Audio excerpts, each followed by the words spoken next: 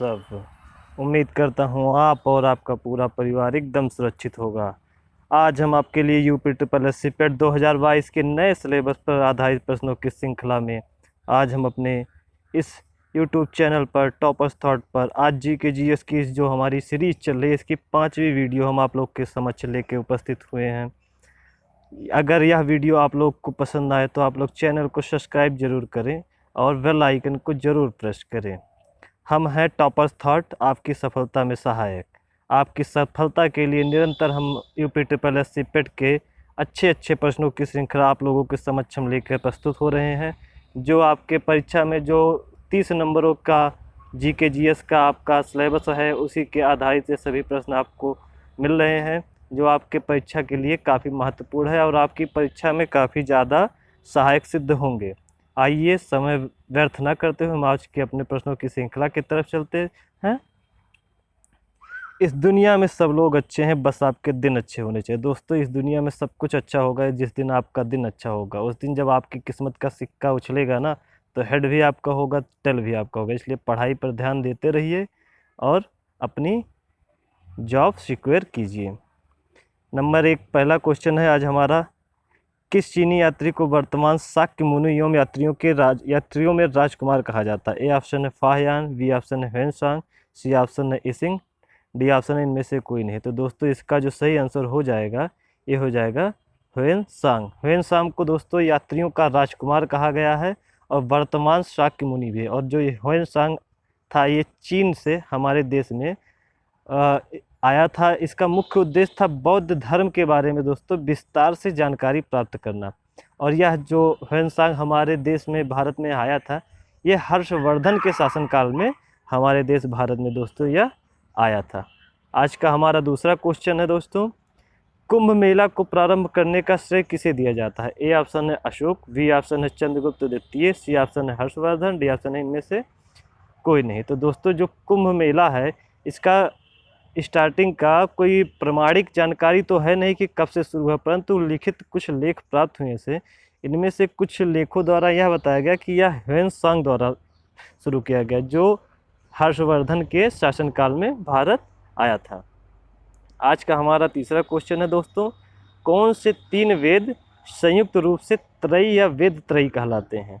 A option है Rigveda, Yajurveda, Samaveda, B option है ऋग्वेद, यजुर्वेद और अथर्ववेद, सी ऑप्शन है ऋग्वेद, सामवेद, अथर्ववेद, डी ऑप्शन है यजुर्वेद, सामवेद और अथर्ववेद।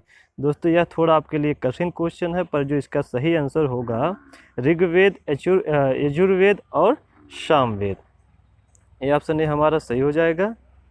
इसमें से दोस्तों जो ऋग्वेद है यह पद्य संग्रह है, यजुर्वेद है यह गद्य संग्रह है, और जो सामवेद है यह गान संग्रह है। अपने अगले क्वेश्चन की तरफ चलते हैं। भारतीय संगीत का आदि ग्रंथ कहा जाता है? ए ऑप्शन है ऋग्वेद, बी ऑप्शन उपनिषद, सी ऑप्शन है यजुर्वेद, डी ऑप्शन है सामवेद। तो दोस्तों, आपने पहले ही पढ़ा कि सामवेद को गान संग्रह कहा जाता है।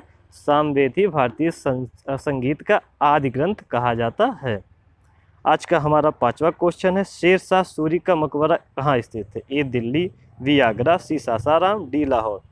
दोस्तों, इसका जो सही आंसर हो जाएगा वो हो जाएगा सासाराम। दोस्तों, आपको यह जानकर हैरानी होगी, इतना बड़ा पागल और बकलोल आदमी था कि ये अपने जीवन काल में ही अपने मकबरे का निर्माण करा लिया था, बताइए।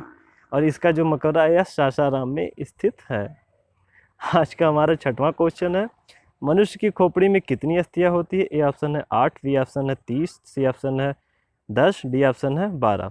तो दोस्तों, जो इसका सही आंसर होगा, मनुष्य के खोपड़ी में हड्डियों की संख्या दोस्तों 8 होता है, और मनुष्य में टोटल हड्डियों की संख्या 206 होता है, और नवजात बच्चों में हड्डियों की संख्या दोस्तों 300 होती है।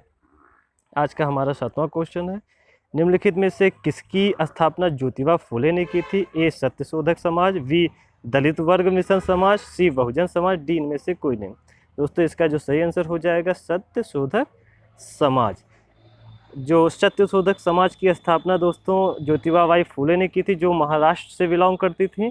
दोस्तों, इन्होंने जो शुरू किया था, ये जातीय समानता को प्रचारित करने के लिए, जातीय समानता का प्रचार के लिए सत्यशोधक समाज की स्थापना श्रीमती ज्योतिबा फूले ने की थी, माफ़ कीजिएगा।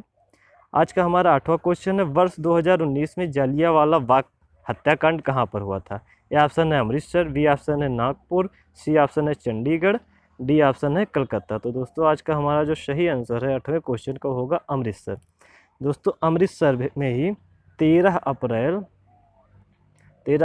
1919 को जालियांवाला बाग कांड हुआ था, जिसमें जनरल डायर द्वारा दोस्तों गोली चलाने का आदेश दिया गया था। अगले क्वेश्चन की तरफ चलते हैं। भारत में सबसे ऊंचा जल प्रपात कौन सा है? ए ऑप्शन है दोस्तों सिमसा जलप्रपात, बी ऑप्शन है हेगेन ककल जलप्रपात, सी ऑप्शन है कोटासलम जलप्रपात, डी ऑप्शन है जोग जलप्रपात। तो इसका जो सही ऑप्शन हो जाएगा जोग जलप्रपात हो जाएगा। जोग जलप्रपात दोस्तों यह कर्नाटक में शरावती नदी पर स्थित है, और दोस्तों इसका एक अन्य नाम भी है जेर सप्पा। जेर सप्पा इसका एक अन्य नाम भी है। आज के अपने 10वें क्वेश्चन की तरफ चलते हैं। भारत की संविधान सभा गठित करने का आधार क्या था? दोस्तों ए ऑप्शन है भारतीय राष्ट्रीय कांग्रेस का प्रस्ताव, बी ऑप्शन है cabinet mission plan 1946, C option है भारतीय स्वतंत्रता अधिनियम 1947, डी ऑप्शन है भारतीय डोमिनियन के प्रांतीय राज्य विधानमंडल के प्रस्ताव। तो दोस्तों जो भारतीय संविधान सभा गठित करने का आधार था दोस्तों ये था कैबिनेट मिशन प्लान 1946। दोस्तों संविधान सभा का गठन कैबिनेट मिशन योजना के द्वारा जब सुझाए गए प्रस्ताव के तहत ही सन 1946 में हुआ था। इसका प्रस्ताव बहुत पहले से ही चल रहा था दोस्तों, लेकिन जो संविधान सभा का गठन हुआ यह 1946 में कैबिनेट मिशन के प्रस्ताव पर हुआ। आज का 11वां क्वेश्चन है दोस्तों, ब्रिटिश सरकार ने महात्मा गांधी को जो उपाधि दी थी और जिसे उन्होंने असहयोग आंदोलन के दौरान वापस कर दिया था वह थी?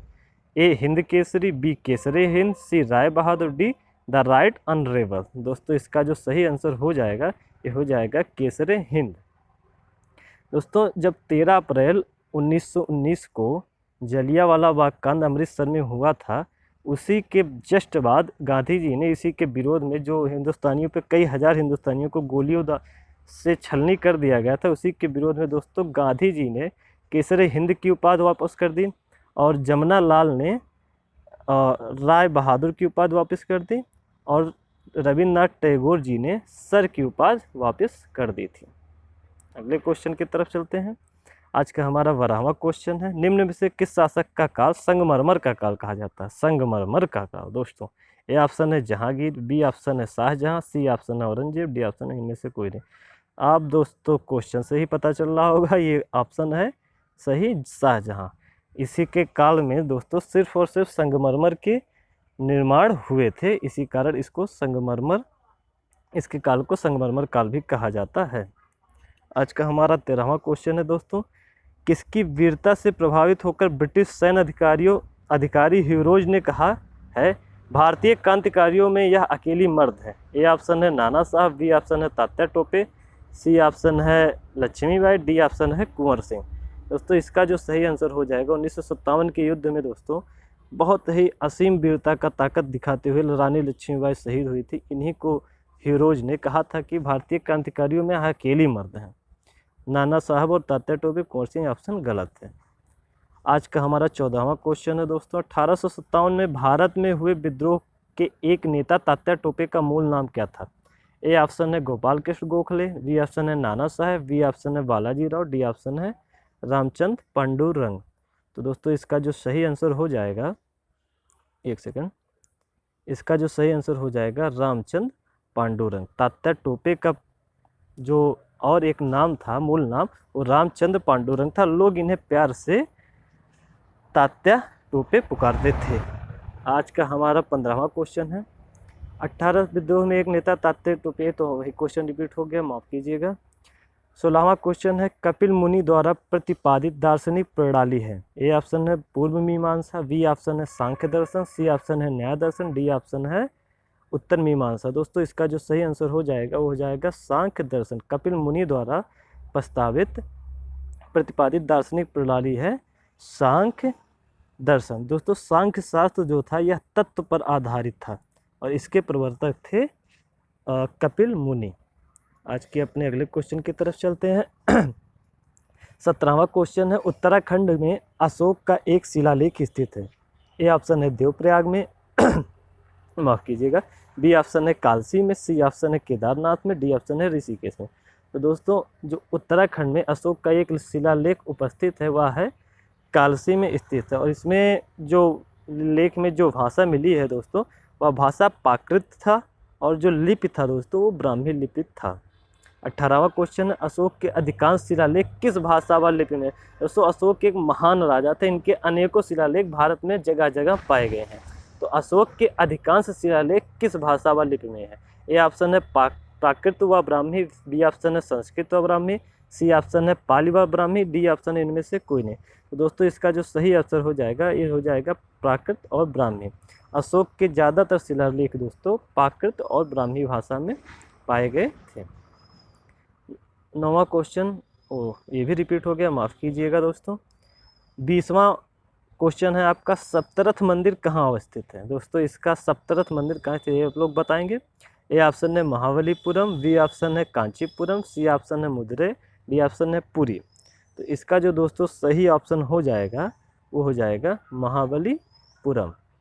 सप्तरथ मंदिर कहाँ स्थित है, महाबलीपुरम में। महाबलीपुरम दोस्तों तमिलनाडु में स्थित है, तमिलनाडु के चेन्नई में स्थित है। या बंगाल के खाड़ी से दोस्तों तट पर ही स्थित है। तमिलनाडु की जो राजधानी है चेन्नई, वहाँ से दोस्तों यह लगभग 55 किलोमीटर की दूरी पर स्थित है। और जो इसका निर्माण दोस्तों हुआ था वो नरसिंह वर्मन प्रथम द्वारा किया गया था। यह आज की हमारी सीरीज की श्रृंखला दोस्तों यहीं समाप्त होती है। प्रश्नों की संख्या माफ़ कीजिएगा, श्रृंखला तो यूं ही निरंतर आपके पेट यूपी SSSC पेट के एग्ज़ाम तक जारी रहेगा। आपको अगर आज का हमारा यह सेशन पसंद आया हो तो आप हमारे चैनल टॉपर्स थॉट को ज़रूर सब्सक्राइब करें। हमारा नया चैनल है, आप लोग के प्यार और विश्वास से ही आगे बढ़ेगा, तो कृपया कर आप अपने दोस्तों में ज़रूर शेयर करें। और आज की वीडियो का जो PDF है क्वेश्चनों की श्रृंखला का दोस्तों, वह टॉपर्स थॉट टेलीग्राम चैनल पर आप लोग को मिल जाएगा। आप टॉपर्स थॉट लिखकर टेलीग्राम पर सर्च करेंगे तो ये हमारा लोगो देखकर आप अगर सर्च करेंगे तो आप वहाँ ज्वाइन करिएगा। वहाँ पर हम प्रतिदिन अपनी वीडियोज़ की श्रृंखला का जो PDF होता है वह हम वहाँ पर अपलोड करते रहते हैं। चलिए पढ़ते रहिए, खुश रहिए। जय हिंद, जय भारत।